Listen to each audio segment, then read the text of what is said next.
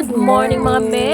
Welcome na naman sa panibagong araw buhay ko bilang isang full-time mom! Daming hugasin Ito ang aking ng morning baby scenario. na yan. Ayan, tambak ang aking hugasin na mga Good bote na morning. dalawang junakis. At ito naman ang aking bunso. At habang ang aking toddler ay ayun, nag-aakyat-akyat. Napakaliko talaga. Katapos ko lang paliguan si baby. Ayan. At ito yung pinagliguan niya. Ililigpit na natin dahil wala naman tayo mautusan. Yan yung pinagliguan niya. So, iligpitan natin yan. Ayan.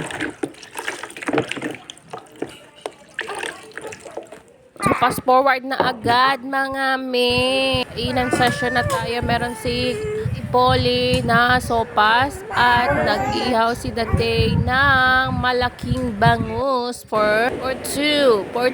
Dalawang pagkakain yan. Ayan, napakalaki yan mga me. Ang sarap na.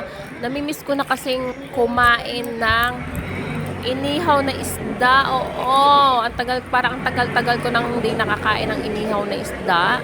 At nag-crave a kids. Oops! Naman sanang ibang crave ha. At tama na ang aming bunso.